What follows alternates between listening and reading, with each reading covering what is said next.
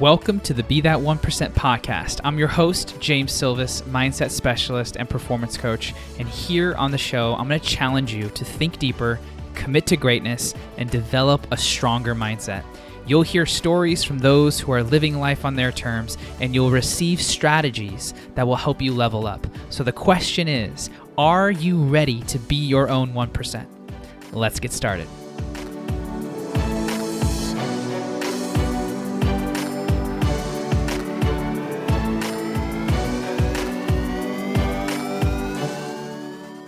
Hey everybody, welcome back to the Be That 1% podcast. Thank you for being here. If this is your first time, welcome. And if you're a return listener, welcome home. Today, sitting in the studio is Cam Macdougall. And I had the honor of meeting Cam about, a little under 2 months ago for the first time. We had known each other through our communities before that, but got a chance to dive deep. And in so doing, realizing how heart-centered you are, how on purpose you are, and the work that you've been doing for decades now, and how that's allowed you to build something that drives you and that you feel called to do. And I love witnessing. Anytime I meet someone who's like aligned in that way, I feel a natural affinity. And that's what I felt with you with that initial talk. And then now you being here in person, it's amplified that even more. And so for those of you who don't know who Cam is, let me give you a little backstory, both from his bio, but then also my personal experience.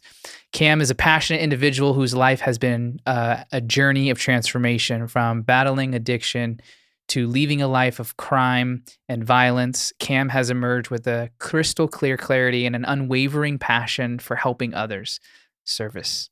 As a transformational specialist, he has spent the past 7 years utilizing the powerful Inbodyment Method, which we'll go over, to guide business owners and leaders towards achieving extraordinary feats they once believed to be impossible. One of them is the awe-inspiring 38-day expedition conquering the world's longest mountain bike route alongside a client, which I want to hear about. Cam's unwavering commitment to personal growth and his remarkable ability to inspire others makes him a truly remarkable force. All of that's true, but really what's deeper than that is something that he embodies, and it's a spiritual aspect. It's a calmness, it's a groundedness, it's a authentic integrity. And that's why I wanted to have him on a show and also to talk about these things. So Cam, welcome to the show, brother. Thank you. Appreciate you, brother. Yeah, man. So let's do some rapid fire questions real quick, and then we'll jump into the meat. Please. What's the philosophy you live by? Curiosity. Yes. How do you define failure? Growth. What do you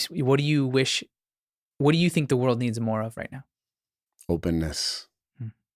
And then this is a loaded question. Take it wherever you want to. What did you have to let go of in order to get to where you are now?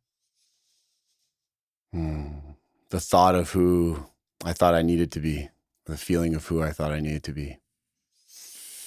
How long did that take you? Still working on it. We're still in it, man. We're still in it. Good, bro. Good. Well, so there's so much to start with. Let's start with the 38-day trek. What inspired that? Why? And what did you learn? Great question. Great question. That journey was as much for me as it was for my client, which I'll get to at the end. But I was working with a client, and to make a long story short, I couldn't crack the code. I couldn't figure out what was going on. I couldn't get into certain aspects of him that he had built such big walls around. Did he come to you vocalizing those things? Yes. So he came to me originally saying he wanted change. He wanted to deal with the depression, the anxiety. He was a business owner. He was trying to conceive, so he was running this company, multi-million-dollar company. He was, recently married, trying to conceive. All these things were happening. And so he had this debilitating depression, anxiety, all of these things that would just take him over. And he really wanted to change that. So he came to me in help of changing that, not to mention his health was failing dramatically, right? At I think early 30s, he was on blood pressure medication. He was going down a really bad path, pre-diabetic, things like that. So he really knew that he needed change, wanted it, but could not figure out how to get there. And so we went deep into his world, did a bunch of work, and really what came up for me was I saw that his passions had totally taken the back seat. And so I asked him, I said, okay, well, what are you most passionate about? What are you most excited about in life? Like, what makes you light up? And he said, mountain biking. And so I said, okay, when's the last time you went mountain biking? He's like, I haven't been for months. I don't go anymore. I'm so focused on work. I'm so focused on this. I don't have time. And I looked at him and I said, well, that's a huge part of who you are, right? We're talking about values. That's a huge part of who you are. And you've just put it in the back seat. So what I did is I said, okay, I want you to make a mountain biking goal. And then I want you to tell me what that is. And sure enough, he comes to the plate. He's like, okay, I've got it. I want to ride my bike from Banff to Mexico, or no, from Banff to the US. Sorry. Banff to the US in 3 days. And where's Banff? So Banff is just southern Alberta in Canada. So it's like a 3 to 4 day mountain bike ride to the US border. Okay. And so I'm like, okay, cool. What's the trail called? And he goes, it's called the Great Divide. I look at him, I'm like, 3 to 4 day rides, like that's pretty gnarly, but the Great Divide, like that sounds much bigger than that. And he's like, oh, it's just a piece of the world's largest mountain bike route in the world that goes from Banff to Mexico. And I looked at him and I was just like, okay, you're going to do that whole thing and I'm going to come with you. And he looks at me and he's like, you gotta be kidding me.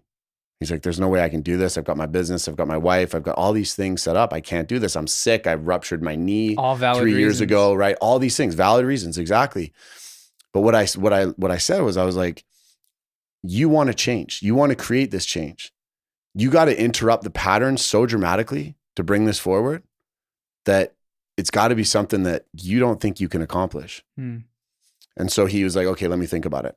Before you said that, did that take courage to say for you? Or was it more so like natural? With this one, it was very natural. Okay. And I think this was very unique because I did know him personally as well.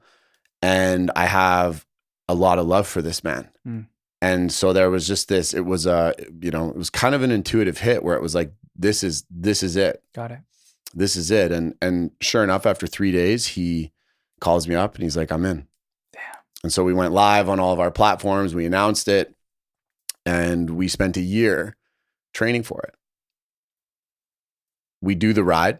Took us about 38 days. Took us 38 days. 4,350 kilometers. We went up and down Everest 6.5 times.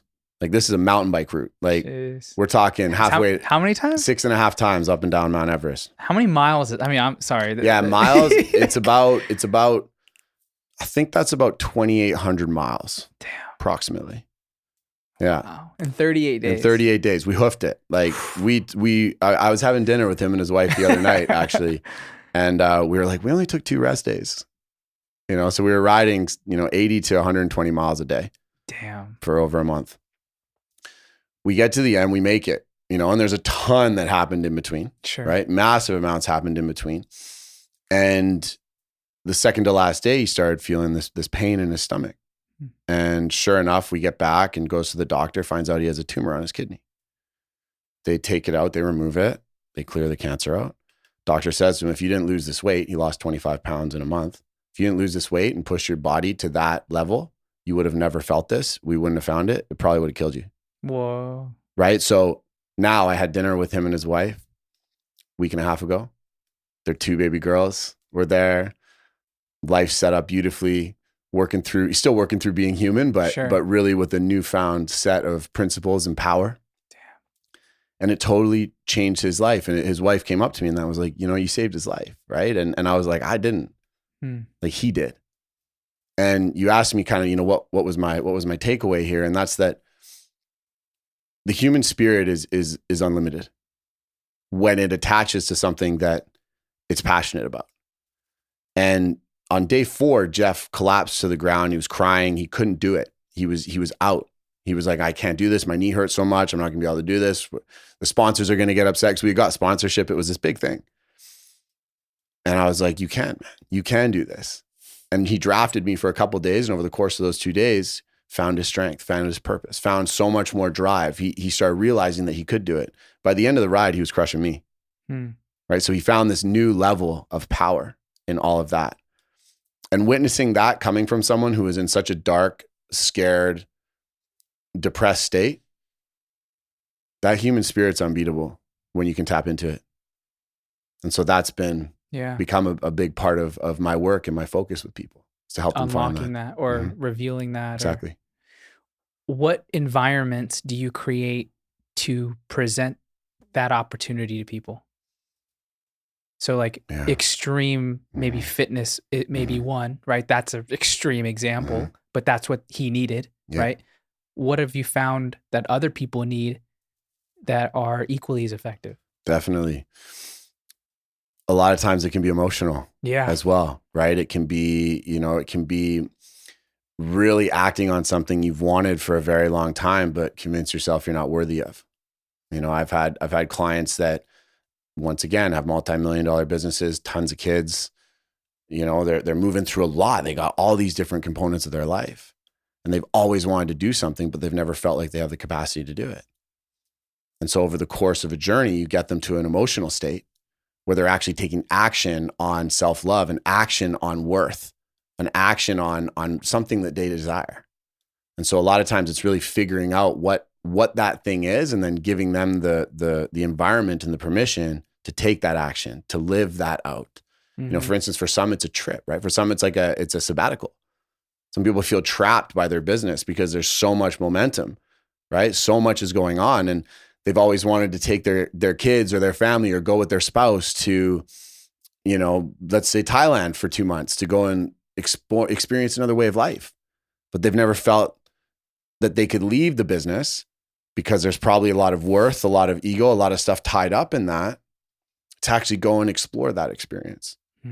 So for some people, it's an emotional mountain to climb, where they have to get to a place where they untangle the ego, they untangle the identity they hold in the thing that's taking all of their time, and then refocus it on something that they really know they've wanted for a very long time, but never felt worthy enough to do. Do you think it's essential for someone to do that?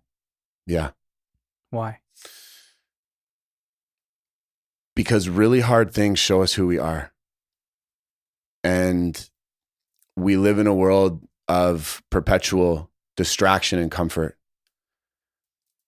And it's really easy to get programmed into thinking we know who we are. But it's not until there's blood, sweat, and tears, in my opinion, that we really see it. Whether that's a walk, whether that's a run, whether it's going and having that conversation with your father or your mother, your sister, your brother that you've just been so afraid of for your whole life. It really doesn't matter, but there's an element of resistance. And to me, I feel like there's been this really negative connotation associated to resistance because of all the toxic masculinity. But when there's a heartfelt resistance, when we go into resistance and we go into these challenging circumstances from a place of self-love, from a place of compassion, from a place of testing one's ability for the right reasons, most of the things in our life start falling together. They start falling into alignment just as a byproduct. And we'll get into that when we talk about the Inbodyment Method. But I believe that it doesn't have to be a mountain bike ride, but everyone has to climb some form of mountain and move through a heightened level of resistance to figure out who they really are, to get to the truth. Yeah. So what is the Embodiment Method? So the Embodiment Method comes from setting a massive goal, setting something that scares you. And then what we do is and it has to scare you. Yeah. Yeah. It has to be something that's edgy for you. Yeah. Yeah. And then in that, we forge the physical body to get you there. We fortify the mental body to get you there. We align the energetic to that goal. So the energetic body. We harness the emotional body, right? Learn to work with our emotions, learn to let our emotions flow through us. And we deepen the spiritual body.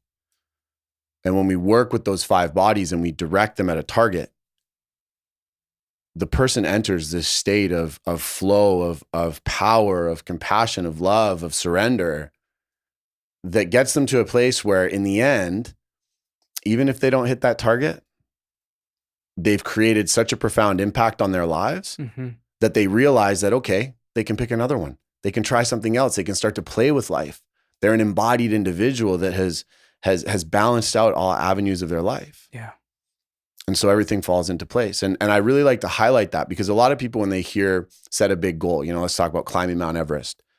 They hear, okay, I want to climb Mount Everest. What's one of the biggest problems about Mount Everest? There's so much fucking ego, right? So many people are like, they die on that mountain because they don't listen.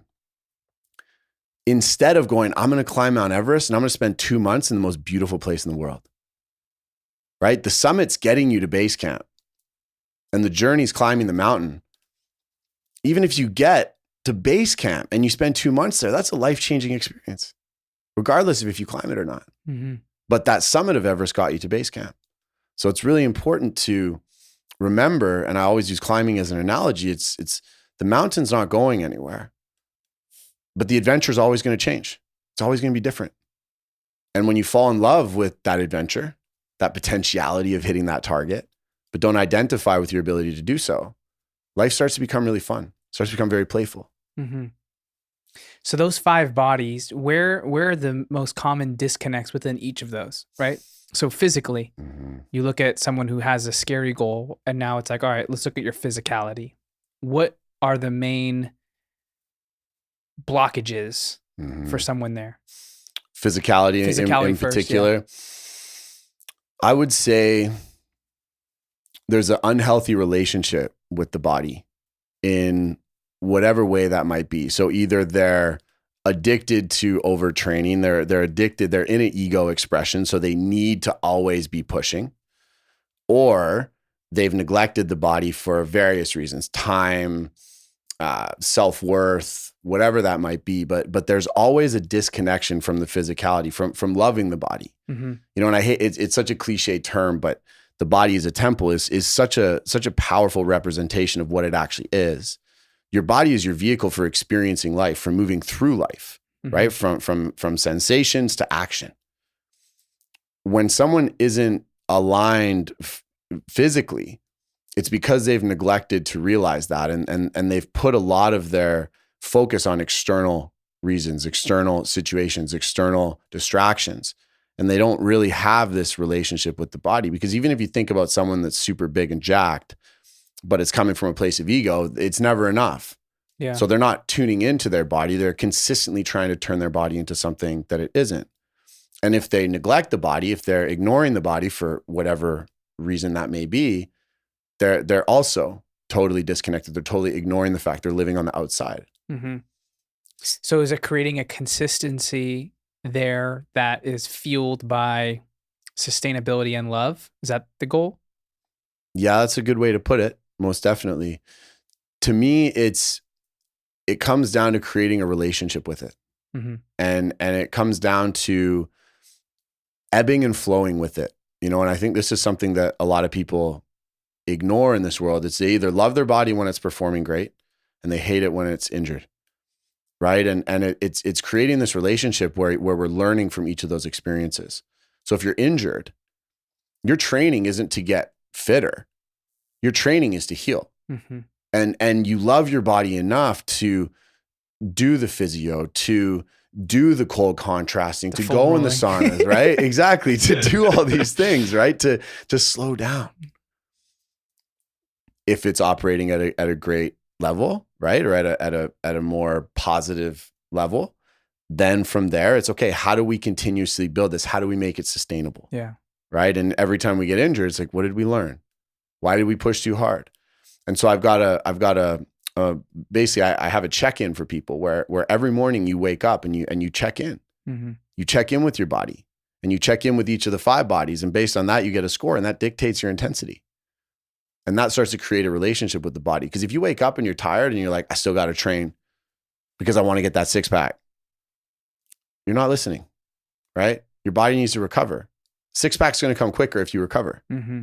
Right? Where does discipline come in with that? It's a great question. Right? Because I imagine, let's say a quote unquote high performer was going to say, there are times where I don't feel like working out for 2 weeks. Mm-hmm. Should I just not work out? Right? Yeah. Like, so what are you asking yourself in those moments that warrant, like, even though I don't feel like it, I'm still going to. Yeah. Right. Yeah. And so that's a great question. Discipline has to be trained. Mm-hmm. You have to go through that level of, I'm going to do it no matter what. Yeah. You know, when we were talking about CrossFit before this conversation, right? And I learned becoming a CrossFit athlete, you got to push through the pain, right? To climb a mountain, to go high elevation climbing. Yeah. Your body's going to be saying, get the fuck off this mountain, right? Like that's what your body's going to be saying. Yeah. There are times that you have to do that. Mm-hmm. And so the way that I see it is there's like championship training, and then there's like preseason. Mm-hmm. Right. And so if you're training for that championship game, if you've set that goal, if you're trying to ride the world's longest mountain bike route, you're training when you're tired. Right. Right. Because you've set that as this outcome that you want to achieve. Mm-hmm. But if you're in this state of you're in more of a winter state, a fall state, like you're in a calmer state before you go into spring and summer, you want to listen. You want to move. So you do want to train that in because you have to use it sometimes, but you don't want to live from that place of discipline. And that's why I have a very interesting relationship with discipline and that word. Yeah. I see how it plays a role. With my clients, what I like to say is devotion instead. It's how are you devoted to this practice? And for me, devotion means that you use discipline when you need it to accomplish what you want to accomplish, but it's not your guiding light. Devotion is. And if you're devoted to your physical body becoming a holistically healthy unit to carry you through life, you're not always going to be in a performance state. Mm-hmm. If you look at any athlete that's at their peak performance state, they're not healthy. It's not healthy. It's not sustainable. Mm-hmm. They need those postseason downtimes to recuperate, to recover, to chill. Right. So but they're devoted to the sport. They're devoted to going to the championship, but they're not training like they're going to the championship all year. Right. They have to have that downtime. Yeah. I think a lot of people have all gas goals. For sure. Right. We live in a society that praises it and rewards it. Yeah. Yeah. And to slow down or to have an off season to some of those individuals means I lose out on opportunity. Mm-hmm. Right. What would you say to someone who views their life, their goals in that way? I'd be blunt and I'd say you have tunnel vision. Yeah. And they'd be like, okay, so what's the problem with that? You're ignoring bigger things that are coming into your periphery, but you can't see them because you think you know where to go. And to me, that's become such an important piece. Like, when do we have our epiphany moments? When we stop doing the thing that we're really trying to solve, right? It was Einstein who he used to crochet. Yeah, shower. Right? He used to do things outside of his problem. And it was in that moment that he would find that epiphany.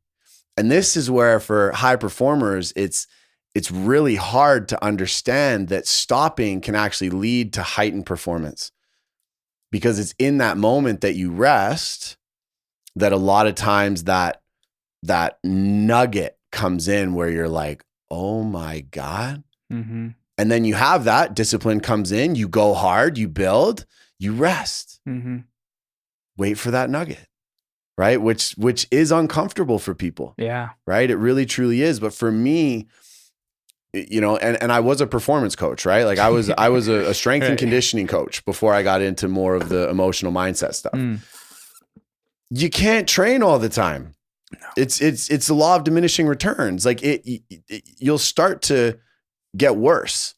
And this is why people burn out, right? This is why so many people have that issue and they're on loop, right? They go into this state of go, go, go, go, go. Oh, it's so bad. Go, go, go, go, go.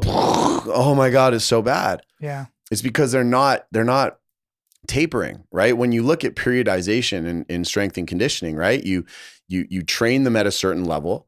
The training dips them down below that level. Recovery brings them back up. And then you hit them at a new level of intensity. You go down, you come up, you hit them at a new level of intensity. That's what creates an upward trajectory. But if we're just going hard and then falling and then going hard and falling, we're going to stay at the same trajectory. That's what most people do. Exactly. And so we're leaving a lot on the table because we're afraid to slow down, generally because there's an emotional addiction, there's some sort of avoidance mechanism, there's a pattern, there's a program, there's something pulling us away from the ability to stop. One of the things that you've said you have been it's been a new thought of yours is capacity. Mm-hmm.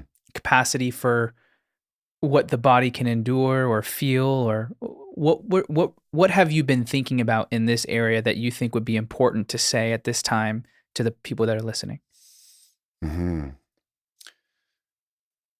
If you are constantly operating on what you see as the linear trajectory of your life, and you're not quite getting what you want as an outcome, then you're probably being guided by something that's not serving you. And that thing that's not serving you is stored within you. And I always like to look at the human body as a capacitor, right? A capacitor is what keeps the lights on in this room. They're connected to any circuit, right? They've got positive, negative charges coming in, and they hold the charge in a circuit as the circuit kind of changes over. It has a certain amount of energy that it can hold, right? Different capacitors for different size projects, whatnot, right? But they all have a capacity. This is where blowing a fuse comes in? Exactly, right? And then they blow, right? And when the capacity's reached, boom, done. Humans. Sounds like a joint. Right? Or a knee. Or exactly, right? It's a joint, a knee, all those things. The human body is a capacitor. It really, truly is. And if you look at grounding, this is really cool. You look at the process of grounding, right? Putting your feet in the earth, going in the ocean, those types of things. That's an opportunity for us to discharge energy.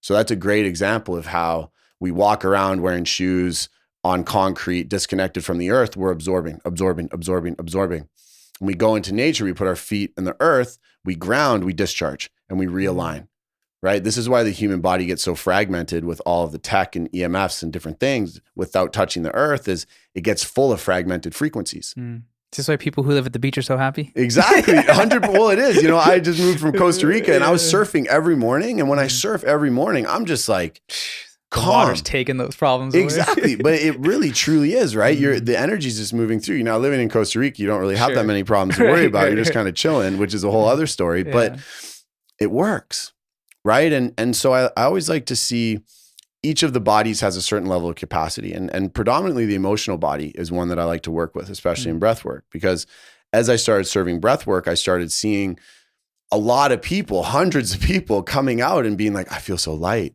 I feel like I can do so much. Oh my God, I've got this idea, right? And they had this physical representation of feeling less dense. And this was after a big emotional release. This was after a bunch of tremoring. This was after scream. This was after whatever came up in the breathwork session. And so what I started realizing was those people would then go and create something that they never thought they had the capacity to create, or the energy to create, or the thought, creativity, whatever it was to create. So I was finding that in all these sessions, people were clearing emotion, clearing all of these things out. They were creating capacity within themselves to actually bring the things to life that they wanted to do. And for some, it was to actually see what they wanted to do, right? A lot of people would come in and they're like, I'm lost. I don't have clarity. I can't think of things. They're full of trauma, of programs, of ideas, of other people's emotions, projections, all of these things. And they can't decipher between what's a program belief and what's theirs. And then when you start to clear, you release things that aren't yours. You hold on to the things that are you because they're you, but you clear the things that have been put onto you. And from that space, you can make some pretty powerful changes to your life and bring some really, really beautiful things to life. There's a video on your Instagram of a woman going through a breathwork experience with you, and you're helping clear some of the turmoil and the baggage, I assume, of what she's been experiencing throughout her life. And you're like playing the guitar in the air, and her experience intensifies as if what's coming through is almost coming up to purge, like a throw up, right? What's happening there, and what are you sensing in those moments? And then I have a follow-up question to that. Yeah, so now we're going to go from the very kind of cerebral to the esoteric, right? And this is where things get a little weird. I still don't know a lot about what I do when I serve the breath. I won't lie. I won't pretend like I've got that figured out. What I do know is I learned I had a gift in that. And I learned that from a lot of clients when I was learning breath work, that when I put my hands close to them or put my hands on them, they felt a rush of energy moving through their body. And they felt a lot of things clearing. Part of me was like, I'm just in the spiritual world now. It's a bunch of woo-woo bullshit. You guys are just saying what you want to say, right? That was because, you know, my background isn't in that. You know, right. I'm very much a, you know, just like a hands-on kind of guy. But I kept hearing it over and over. And I had a mentor who was like, you just need to learn to watch energy in the body and see how you can influence it. And over the years, I started watching when people would breathe and they would drop out of the conscious mind into the subconscious. I would see how energy moved through the body. And what I started realizing is that when I would get close to it, I could feel different layers. Like a heavier or exactly. dense? So it would be like denser, or there would be a sensation of heat. And generally when it's a sensation of heat, to me, that's when there's something to do. There's something to move there. Like I said, you know, this is intuitive. This is totally intuitive. You're not even thinking at this point. Exactly. I'm fully tapped into the experience and I feel it. And in that experience with one of our clients, it felt like I needed to help this come out of her solar plexus. I needed to help this be pulled out of an area of her chest. And when I went in and felt her, which you don't see in the video, I do a big scan of her. I could feel there was like a stickiness. It was like a muckiness in her field. And as I started pulling it, you could see the physical representation in her body. And, you know, energy work is fascinating in this sense, right? And that's really where, you know, it starts to leave the more cerebral and it gets very esoteric. But, you know, you can see that we have an aura. We do know that there's energy, you know, around us, right? Yeah. There's machinery that can pick up on it. Yes. Right? The radar almost. It's like it goes off. Like this is a thing. Totally. It really is. And so when we learn to work with that and really fine tune and tap into the subtleties of it, that energy is information. And a lot of times, so for instance, if you meet somebody and you're like, you're just immediately like, whoa, what's this? Yeah. Right. Sometimes it's like, oh yeah. Right. You know, like you walk in the door, it's like, boom, we feel a connection. It's like brotherhood. Yeah. Right. A lot of times you meet somebody, it's like, whoa, okay, this isn't right. That's your energy body picking up on their frequency and picking up on what we can't see. And the more we start to work with that and tune into that, the more we can use that to remove things in the body, because there's a lot of different theories on our, you know, on our aura and how they're connected to the chakras and various levels of our emotion and all of these things. But what you realize is that when you start to play with it, it actually moves stuff in the physical body. And a lot of people think that the physical body emits energy. I'm a firm believer that our energy is what emits the physical body. This is what Dr. Joe talks a lot about. He talks about the energy. Dr. Dispenza. Yeah. He talks a lot about the human body being a hologram projection of our energy, which is really who we are. Yeah. Our thoughts, our emotions. Exactly. Yeah. Exactly. What correlations have you noticed between blockages in the body and breath and situations that have happened to them in their past?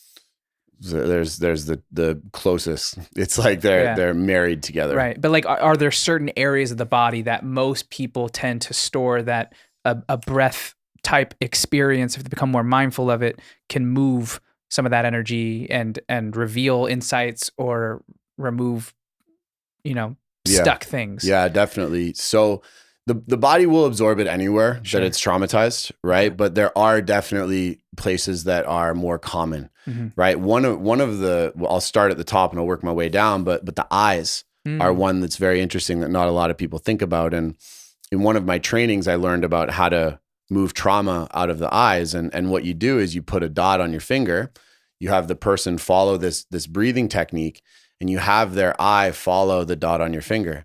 And you'll notice that they'll get to parts and they'll get to those parts and they'll start to have a somatic release. And then you ask them, like, what did you see out of that part of your eye. And they're like, oh my God, I saw a car accident one time where the people were killed, and they'll get that flashback. So it stores in the tissue. And a lot of times people actually develop blind spots in that part of the eye. So when you start to find the edges of the eye, it reconnects them to what they saw, and it lets the body release that traumatic experience that they carried. And how is it being released? Is it just the intentionality that's going behind the exercise, or is it going to that specific location of the eye and focusing in that area? So the way trauma works is a lot of people get caught up in the traumatic experience, right? They think it's like the traumatic event, but trauma is just an unreleased energetic response in the body. The body becomes professional at hiding that from us because it's a survival mechanism. It's like, okay, you endured this really intense thing. We don't want to think about it. So we're going to tuck it away. We're going to make you numb. We're going to make you blind. We're going to do these things to keep you from looking so that you can go on with your life. Very intelligent system, beautiful system. Thank you. However, it just builds and builds and builds. When you take somebody's eye and you bring it to a place where they saw something and are now blocking that, generally what happens if you hold it there for enough time and the body starts to go into release, you'll see it sometimes in their hands first or whatnot, or their shoulder, or sometimes in their face or around their eye, you'll start seeing the tremoring. And the tremoring is a nervous system response, right? Where there's starting to be a discharge. Generally, when that happens and continues to happen, that person can actually start to relive the experience while they're doing breath work. Because remember, they've dropped out of the conscious mind. We're into the subconscious. We're into the reptilian mind. And they're able to bring up these visions similar to psychedelics that have them relive the experience to an extent. Now, as a trauma practitioner, you never want them to relive it to an extent where it's going to re-traumatize. So you titrate that. But what you do is you get them to a place where they can actually start to say or act in a way that they couldn't at the time, that lets that energy move out of the soma, out of the body, and then it's gone, right? And that's the fascinating thing. So this goes, and you see this a lot in the eyes. You see this a lot in the solar plexus. You see this a lot in the gut, right? We hold a lot in the gut and a lot in the psoas, because the psoas is our running, right? And it's our running muscle, right? And a lot of times people don't have the ability to run when they want to. I had a client one time, I went and worked on her psoas, and her legs just started just running as fast as she could. She was on her back. Her legs just started going as fast as they could. And sure enough, she's screaming, she's running, she's crying, she's screaming, she's no. She's having this relived experience. And at the end, she comes up and she's like, oh my God, thank you so much. I couldn't run when I was pinned down during my abuse. And I actually just relived that and I got to run away. Wow. And so that now is gone, but that energy has stayed in her system. And it's completely filling up capacity in her ability to live. That's fascinating, dude. Wow. So eyes, solar, do you find that the body morphs physically to that too? Like their shoulders cave in, it becomes protected around those areas. Exactly. A lot of time with the stomach, when there's weight issues, a lot of times the body will build up fat deposits around it to protect it, right? And you'll see it a lot. And when you're observing someone in their subconscious, it's very interesting because, for instance, if someone's holding something in their neck and you start moving their head, you'll get to a part where they're like, and they'll block it. And then the moment that they start to open, they start to cry, they start to scream, they start to do all of these things. Oh, wow.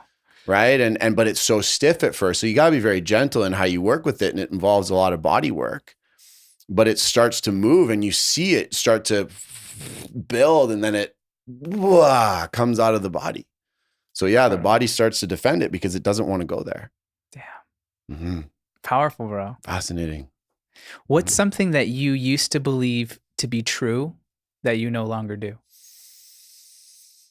In regards to anything that we've talked about today, it could be the bodies, it could be what we're capable of, it could be personal growth related. Like what's coming through for you? I used to believe. To me, it was that we are inevitably a product of our environment, and that cannot change. That was something for me that resulted in so much of my pain, so much of my issues. It's stuff that I still move through, right? So because I grew up this way, yeah, I can't change that. Yeah, exactly. So for me, for instance, I'll say kind of, from my perspective, I had this belief that I was broken and that I could never do anything right. All the decisions that I would make when I was younger got me either put in juvie, got me kicked out of school, made people dislike me. So I had this big belief that because I came from this environment, this state of being, that would always be the case. And even into my adult life, it's something I still work through because it's deeply rooted. A lot of it happened, pre-14, pre-13, where it really was implanted into my subconscious. So that's something that I've really worked through is to think that I am inevitably a product of my environment. That's totally wrong. It's totally wrong. That environment shaped who I am and gave me a lot of tools and an understanding of a certain type of individual. But we can create whatever reality we want once we realize that we're not that. Yeah. So it's an influencer, not a definitive label creator. Exactly. Mm-hmm. Exactly. Which I think for a lot of people can be a comfort thing, right? And we can stay in that pain, we can stay in that trauma, we can stay in that fear for so long, and we can live from that place. But there's so much beauty available on the other side of it. And it's really the beauty doesn't stop, and that's why I love somatic expression so much, is that those beliefs, they're not just of the mind, right? They're stored in the survival mechanisms of your nervous system. Right. And I think that's why people have so many challenges with this stuff, is that you take someone out of a civil war situation and you put them in a peaceful place, their body's going to look for danger. Right. And that's why we have PTSD, right? You have people that come out of very intense situations and the body's constantly looking for that. And sadly, we have, you get a lot of people that identify with being that commando, that whatever, that live from that expression, and they think that they're stuck like that for the rest of their lives. But you can release that from the nervous system. And when you release that from the nervous system and you start to regulate the nervous system, you can actually create whatever life you want. Would you say that that's probably the biggest things that you've learned from the body? Like either working on your own body or hundreds of thousands of, whatever clients you've had over the years. What would you say is either the biggest lesson that the body has taught you so far, or what you've learned? It's our greatest ally or our greatest enemy. And it's really up to us to choose how we want to move through this. Mm-hmm. I've worked with people who have stayed identified to their trauma, and there's no amount of breath work that's going to change that.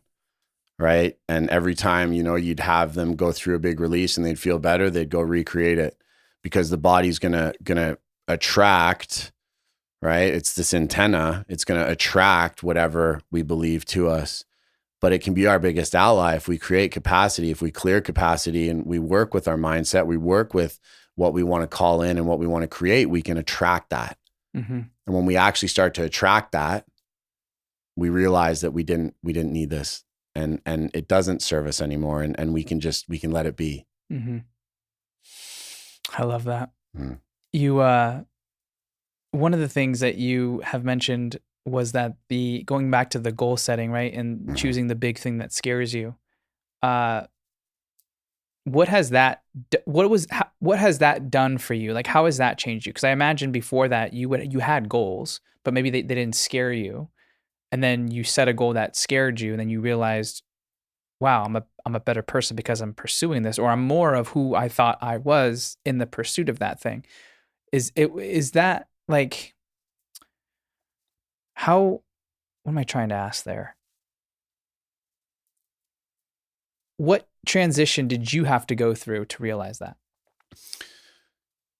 I've always set really ridiculous goals. Okay. And I know that's kind of a pain in the ass answer, but I'm a very intense person. And this was one of the stories I had to work through is like, I'm an intense dude, you know, I'm grounded and I'm very conversational, but like, I like wild shit. And I've always lived a wild life. And so for the beginning portion of my life, let's say up to about, 21 or so, I didn't have a lot of goals. I didn't really set them. I kind of was at the mercy of my belief systems.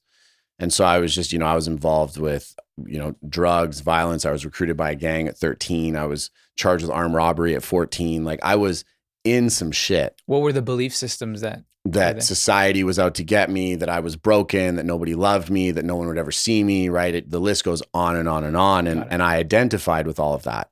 So I wasn't really in a goal setting mentality at that point. I was in a fuck the world mentality, right? And I was in a very nihilistic mentality. When I had a defining moment, I had to completely change my whole way of being. And it required me to set the goal to completely change my life, right? And in order to do that, I went from selling drugs and doing all of this wild criminal activity to washing dishes as a dishwasher, as a 20-year-old grade 10 high school dropout. And I had to do that for about a year and a half, 2 years to get to a place where I was actually promoted to a prep cook, but what I found when I made that leap from this nihilistic mentality to this one of, I need to change my life or I'm going to die. I was like, I got into this restaurant at the ground floor. I'm like, I'm going to become the chef of this restaurant. People are like, what? I'm like, no, I'm going to be the chef of this restaurant. Sure enough, 5 years later, I was sous chef. I was running the kitchen, right? So I set this goal. And after setting that goal, I was like, give me as many dishes as you can. I'm going to wash them the best you've ever had them washed. And that was just a switch that went off. It was a switch. It was like, and I can't explain it. Yeah. It was, and to me, it's divine intervention because I can't explain that because I wasn't on the personal growth path. I wasn't watching Tony Robbins. I wasn't reading Dr. Joe. I wasn't meditating. I wasn't doing any of these things. And I had a defining moment that put me into a state where it might've been from survival, to be honest. I was going to say, it sounds like you were close to rock bottom. Yeah, definitely. Definitely had another one down the road. So it wasn't the last one, right? But it got to a point where I knew that I had to set these big lofty goals. And then sure enough, I became the sous chef. And then after becoming the sous chef, I was like, okay, I want to go back to school because now I want to open my own restaurant. So I set this other thing that was like, how could I do this? There's no way I could do this, right? So I go back, I finish high school, I go and I graduate, from college. I do all these things and I'm like, actually, I don't want a restaurant. I want to go into business. I want to become a millionaire. Right. And I'm like, okay, cool. So I go out there and I become assistant vice president of a financial company, driving Ferraris, doing all these crazy things. And I'm like, okay, cool. Then I hit rock bottom for the second time. Right. And then from there it was once again, okay, let's look at what we're going to do. How are we going to change? How are we going to evolve? Okay. We're going to move to Bali. We're going to learn Eastern practices. Right. So it's always been these big leaps. Why Eastern practices? Because I was training people in Western ways to get them fit and healthy. We were working on, fitness, nutrition, those things. And I wasn't getting people the results that I wanted to because I realized that all these people had all these emotional issues. They had, mindset issues. They had health issues that I didn't know how to address. They were all overstressed, all of these things. And I was like, okay, the solution isn't here in the West. I'm going to go learn this from ancient traditions and see what I can find. And that's what led me into meditation and breath work and all of those things that now made me the person that I am today. But there's always been that target, and what I've found is that in those initial years when I was extremely nihilistic, I had no aim. Yeah. There was no aim, right? And you don't have to be a drug dealing, renegade to not have an aim, right? You can be addicted to social media. You can be addicted to alcohol. You can be neglective to your family. There's so many ways for us to just be aimless. Right. And that was just my representation of it. The moment I got a target, boom. What was the incentive or what were the pros of not having a name? I had a shit ton of excuses for everything. Yeah. There was, everyone could be like, oh, well, what about this? And it's like, well, I can't do that because of this. Right. Like, for instance, people are like, why don't you turn your life around? No one's going to hire me. Right. Why don't you stop using drugs? What am I going to do with my anger?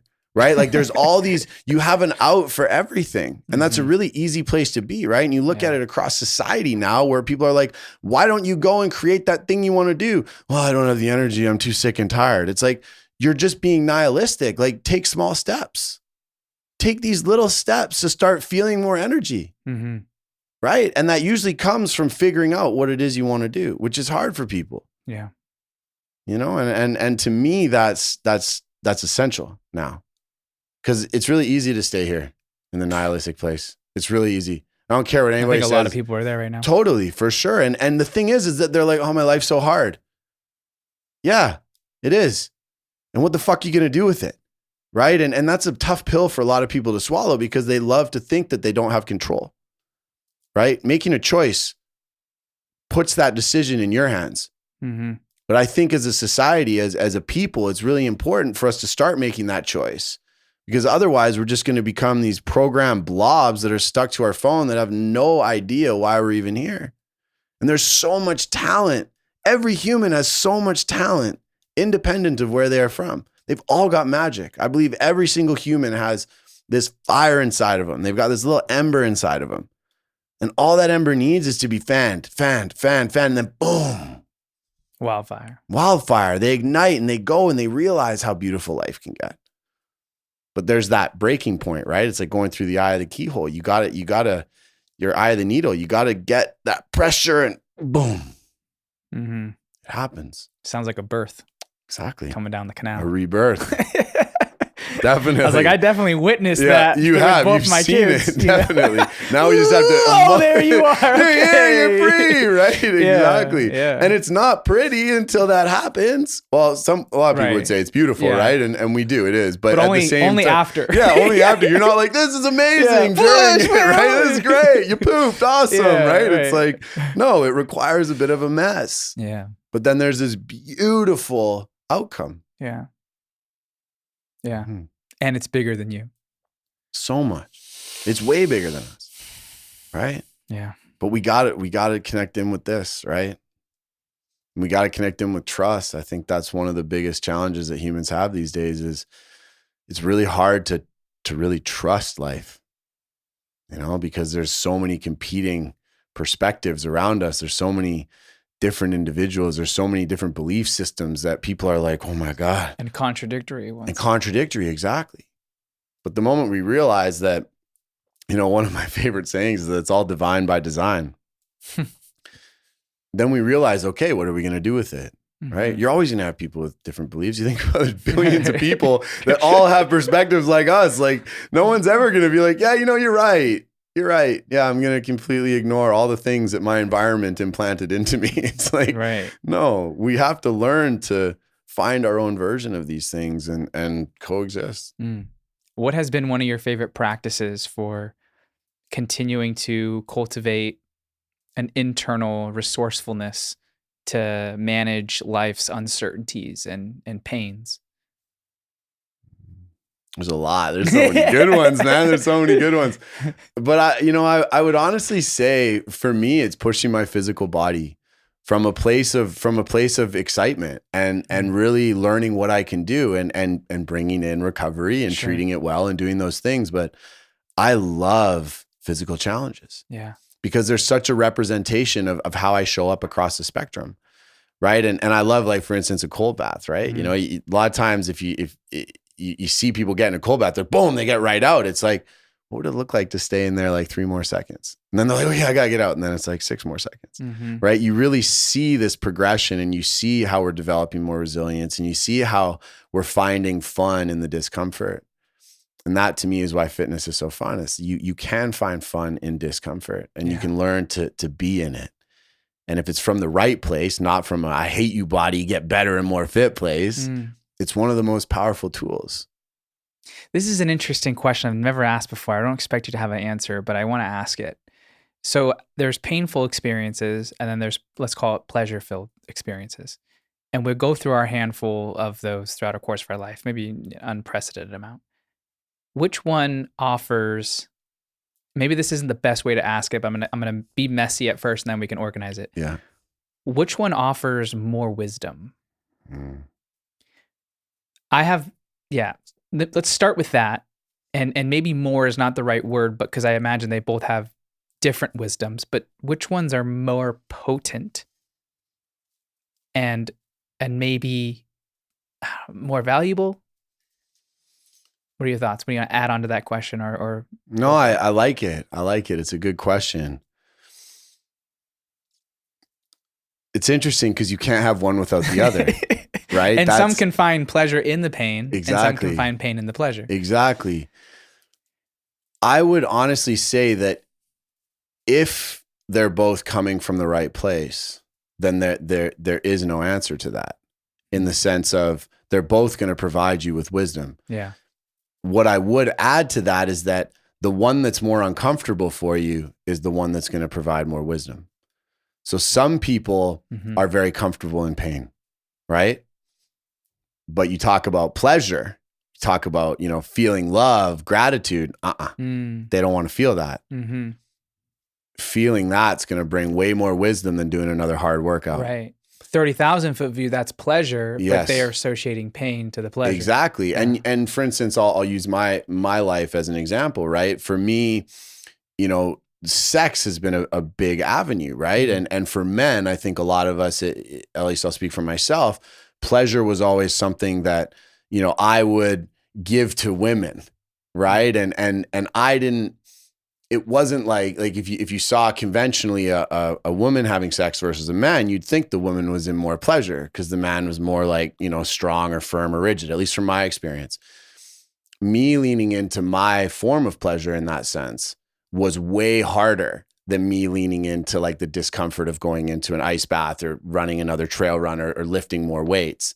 For me to start to express that pleasure because of my perceived conceptions of what it meant to be a man at that point in my life was very hard. Allowing yourself to receive the pleasure? Yeah, to like feel it. Got it. Right? To really and to express it, right? Rather than always being the giver. Exactly. Yeah. So for me, that was a big one. Right. And if we're not talking about sex, you can also talk about receiving affirmations from people, right? Yeah. If there's a form of control in the giving. Exactly. But a form of surrender in the acceptance. Right. Exactly. And that surrender, that receiving, that to me was something that made me feel extremely uncomfortable, made me feel vulnerable because of my past. My past was always have an exit, always have an idea, know where you're going to go, keep control.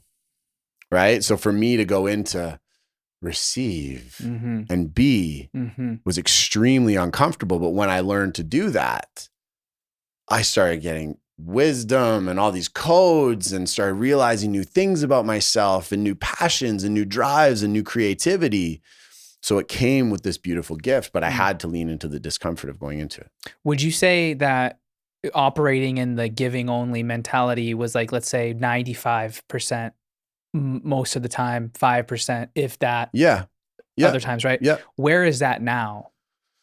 I would say it's split. It's 50-50. Yeah. Where, and this may be a hard question to answer, but where is that split? Like what situations, what's the dialogue in your mind that says, okay, now is a time to surrender, or now is a time to strategize, take control and maneuver? I think about Michael Singer and the Surrender Experiment. Yeah. Right. A great book. Right. And I think about working with my reactivity. Okay. If I'm reacting to something like quickly and I'm taking action from a reaction that isn't like a heartfelt reaction to a question, for instance, in a podcast, if something happens and I'm like, whoop, and I need to go and it's from a fear response, then I know I have to sink in. I have to relax. I have to calm down. If I react and I'm like, yes, this is exciting, right? I know it's time to go. It's time to give, right? And so for me, it's working with reactivity in that sense. And it's once again dipping into the thing that's harder to do, right? Michael Singer always talked about, he basically did the opposite of whatever his reaction to the situation was or whatever his idea was or preference. It's not to that extent because that's, to me, that's not how it flows. But it's, if I feel an impulsive reaction that I don't, that is just doesn't feel right, then I know it's time to sink in, to chill. For instance, in business, right? And I think this is a really important one. If I'm constantly going like next thing, and I'm getting wound up and I'm getting kind of, uber focused and there's all this this energy moving towards something that isn't excitement, then I know I got to pump the brakes and I got to come into receiving. I got to come into meditation to, bringing through the codes.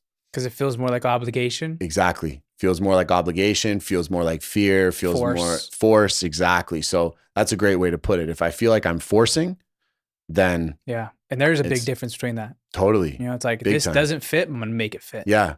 Flow state on one side, force on the other, right? There's no forcing in flow state. Right. Right. It's being in it. Right. And so whenever I feel that forceful energy coming, that to me, that's a sign it's time to pump the brakes and chill. Beautiful.